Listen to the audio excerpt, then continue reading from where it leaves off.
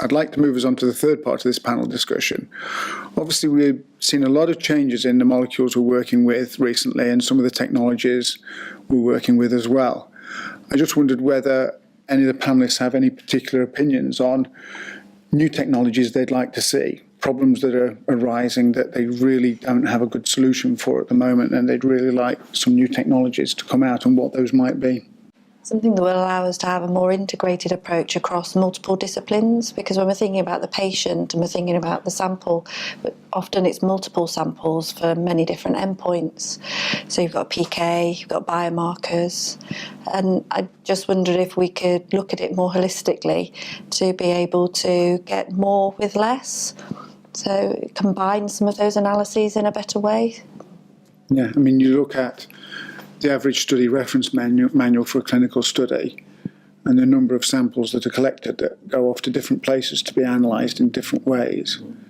There must be something we can do about that with all those different coloured caps on different tubes that go off to 20 different laboratories around the world. There's got to be a better way of doing that. Yeah.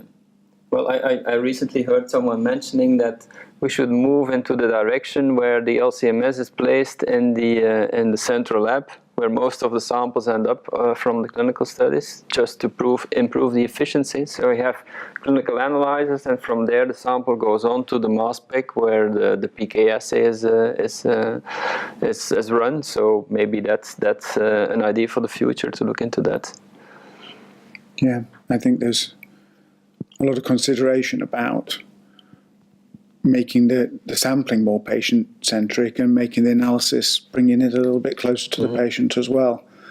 I don't know how easy that will be to do in a regulated fashion in a central laboratory for the kind of assays we run for pharmacokinetics, where we're not repeating the same assay over and over for year after year. But, you know, maybe there's some smart people out there that have some solutions. There's no harm asking.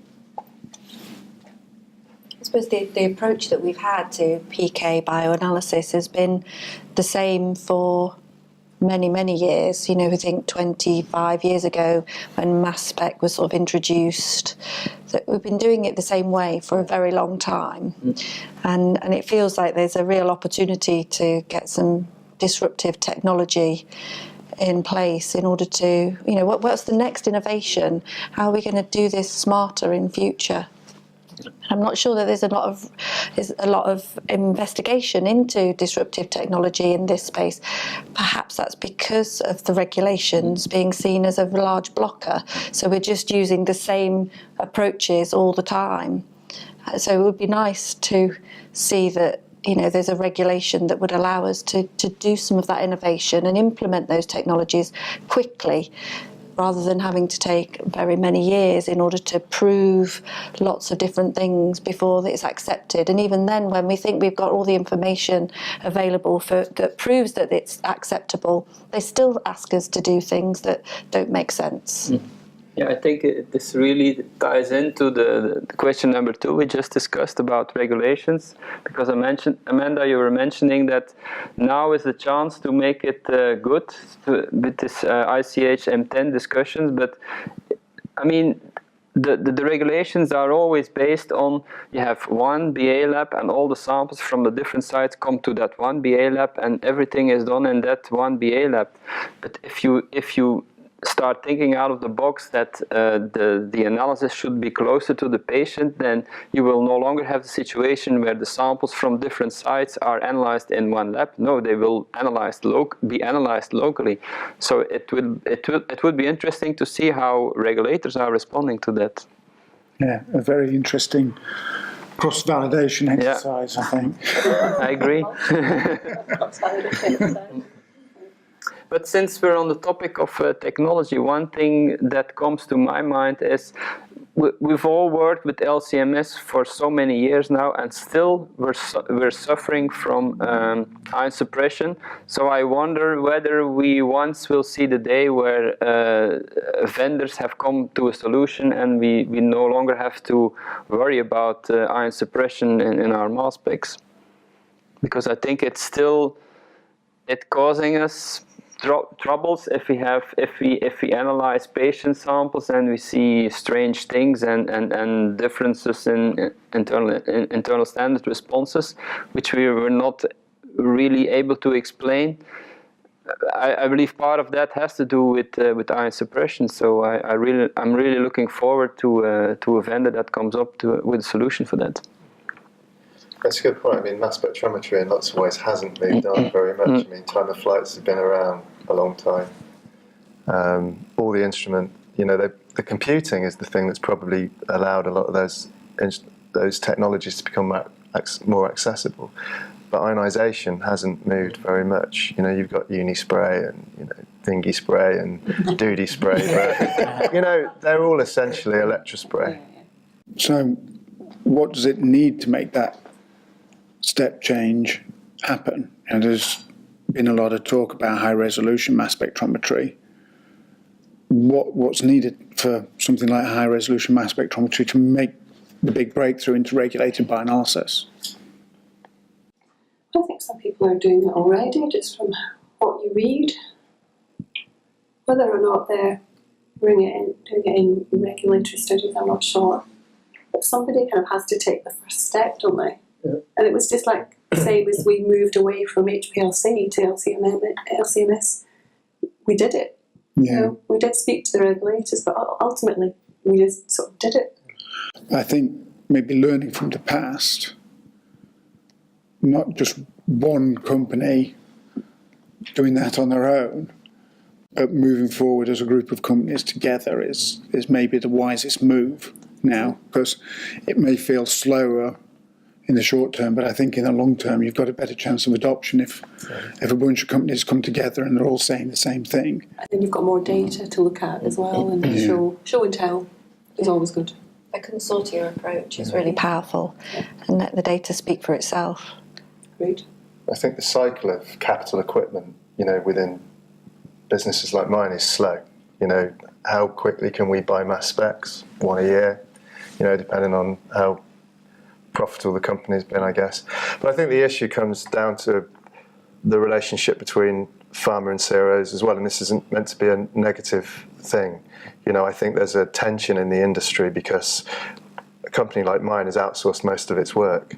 If we want to do high-res work in the late phase, the CRO has to take that risk with the asset and also with the technology.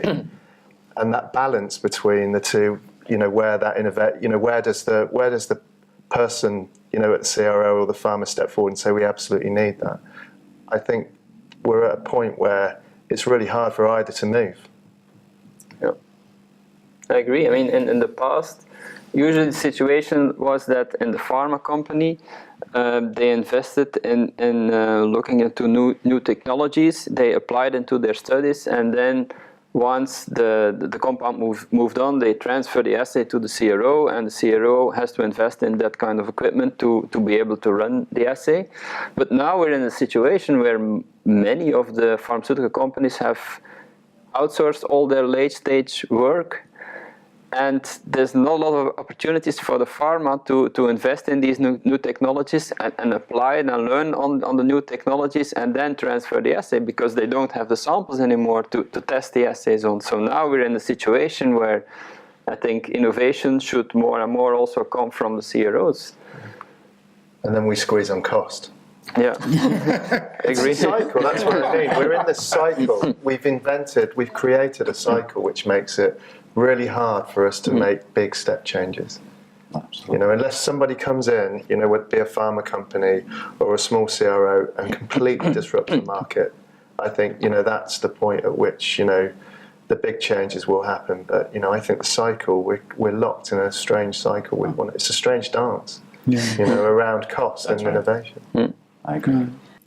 So one potential solution is to get involved within the vendors of all types of technology, because they can be creative and they do talk to pharma and they do talk to CROs, and if they've got something out there, they want to get it out there. So, for instance, we have some technology in our lab that we are helping them evaluate. So there are some things that CROs can do And it comes back to those relationships. So if you have good relationships with some vendors, there are ways maybe we can help each other. So it won't be the whole story or the whole solution, but I think maybe there's things that we can do to look at some of these things and get some data out there, get it published, get the posters. So maybe that's something we could do a bit more. And you know, the farm could get involved. It could be a three-way thing. You know, if it's a CRO that you have a relationship with, you know, you could talk to them, talk to a vendor, you know, and definitely have a three-way sort of thing going on. I think the large molecule bioanalysis area is a really good example of that. It's probably a bugbear for you guys as well if you're spending $60,000 on trypsin, you know, and the workflows are long. And there are some solutions out there, but, you know, they were built for proteomics, where they're doing a few samples, and they may have an on-column digestion for 8 minutes or whatever, but actually, you know, probably in a CRO like pharma, we'd rather parallelize that process, and we'd rather, you know, look at the data in a different way. And I think that's crying out for that particular interaction with vendors. So, you know, building on the kind of relationships we were talking about earlier, we're talking about a new relationship where pharma CROs and multiple vendors come together to say what they want. You know, is that the kind of thing we envisage, or is this more individual companies working with individual companies? It could be both, but I like the word that Amanda used, like consortia. If you can have that, you know, so maybe it's going on in different parts of the world, you know, something in the UK, the US, wherever it may be, that would be very powerful. But it's about getting the right people together and making it happen. I think it's powerful. I've heard some discussions from some senior people at vendor companies that are quite open to kind of running workshops across pharma CROs, that the output would also be shared with other vendor organisations, and then they each go off to think about their own solutions to the information they've just heard. I think that's interesting and quite exciting, because I don't think that I've seen that happen anywhere before. I think it's that trust. It comes down to a trust thing. If you wanted to look at capillary electrophoresis, right, for large molecule separations instead of the normal way, and you were in a consortium and another company did that work, would you trust that data and say, actually, I'm going to go and buy one of those pieces of kit? But, you know, we're so squashed for money and time. Wouldn't it be great if actually you could trust another vendor to do, another company to do some of that work in a consortium, and then the industry believes that that is the way to go forward? You know. Do you think a framework, or a framework that has about the approach that you would take to that evaluation, that we could agree across CRO and pharma, could be useful, so that at least then there's some harmonisation of approach to evaluation, that we then expect certain data sets to come through, certain standards and approaches to be taken? It's an interesting point, isn't it? Because, I mean, you'd buy everybody in that, you know, ultimately, if you had pharma and CROs and vendors sitting in that room, everybody knows that the late stage pipeline may move to no analytical methodologies, and everyone's had some skin in the game. It may not seem such a risky investment, and it may not seem such a risky thing for us to do either, you know, on a product. I love the direction this discussion is going, because for CROs, capital is a big deal, and it's very difficult for us to invest on a whim or with any uncertainty. What is happening, I think, a little bit with us is that some of the experimentation or some of the evaluation of kit that's going on amongst all pharma and biotech does get reflected to us, and in that, when we start hearing, you know, this tool is very interesting to us, or do you support it? And we start hearing that from multiple clients, we start to get the feel, okay, it's sort of shaking out, and this is the way it's going to go, and maybe it's time for us to get on board and start supplying this. So even though it's not done in a collegial and cooperative way, which would be ideal, the capitalistic process, as it were, it does start to filter these devices into ones that are actually useful to the industry and ones that are not. So by the time we pull the trigger, it's because we've heard from enough people this is likely the way to go and this is going to make a difference for in the future. It doesn't address your point, which I thought was very interesting, that pharma who outsource too much have sort of taken away their ability to do R&D. That's sad. That's a pity, I think. But I would certainly invite partnerships or discussions with CROs to do that kind of work as well. We work very hard to keep high quality scientists on board, and they get a little bored, and they get a little, they need to have some. Well, that's interesting. Why don't we try that? And for modest costs, and a good relationship, that's the kind of stuff that I think can be built into our interactions, at least to some extent. And as a little bit of an aside, maybe I'm answering a third question here, apologies. In the large molecule space, sensitivity is becoming a huge issue for us, for pharmaceuticals, especially when it comes to multifunctional molecules, where the dosing of the molecule becomes so low that it's really starting to reach beyond the kit that we have now. So for us, maybe there's not a new technology out there or a new approach that needs to be invented, but that's certainly the kind of kit that we're looking at because those molecules are becoming more and more common. How do you do ADA on a multifunctional molecule? Exactly, which targets are you looking for, occlusion? Those are important things that we start to think about with you as in the large molecule space. So are there particular areas in this discussion of a more collaborative, collegial way of moving forward? Are there particular areas that maybe as an overall industry of CROs, pharma, vendors, that we could focus on to begin with something like that? Is there a standard specification for high resolution mass spectrometry, or, as we were talking earlier, data integrity software systems, things like that? Is there some areas we could start thinking about doing this? Any thoughts? Or are those, did I give the answers? You said a couple. I think the biopharm LC-MS area, there's a kind of several horse race. You have restricted digestion, which has a lot of faults in it. Then you have things like IDES or IDES, which makes larger subunits. Do you go for a time of flight instrument? Do you go for an Orbitrap, which is a big investment? I think there's lots of things around that area where it would be good. Data integrity is an interesting one as well, because you'd really need the vendors on board for that. So I think there's quite a list there of things that are reasonably immediate that are happening now and are taking a lot longer than any of us want to, because each company's doing a little bit on its own. But maybe if each company put that little bit of resource into a bigger group, would that work? Would that fly? Is that something that could be made to happen? With the patient sampling as well, there's a lot of activity around DBS. There was consortia that looked at all those sort of areas, but that's gone. Maybe I don't see so much of that now.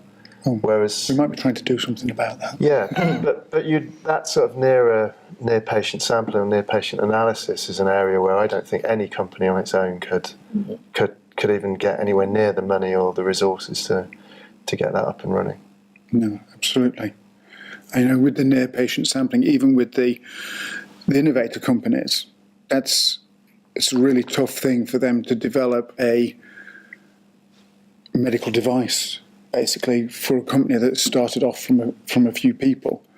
So, we're looking at ways that they can help each other in a non-competitive way that's not going to affect pricing, that's not going to be seen by regulators as conspiring to put the price up or whatever, but how they can help each other to actually progress products that you need, and many other places outside of pharmaceutical companies need these technologies as well. And that's another thing that we sometimes forget. We get very self-centered in our technologies for quantitative bioanalysis, but actually and I think we're increasingly seeing with biomarkers and all other things that we're working with now, that there are a lot of other technologies out there that help us solve problems with the molecules that we've got, and we're all learning very quickly about it. I know, having conversations with some of you around the table, you're all on steep learning curves about new technologies, which is really interesting. So thank you for a really interesting discussion there.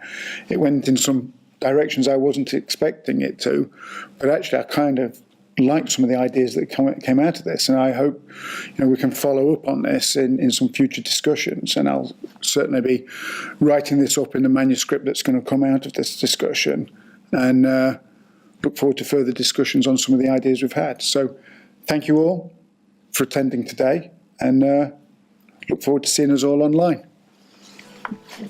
Because if they are being innovative with innovative, can I just stop that one? Get your right teeth in. Put my teeth back in. Right, where was I?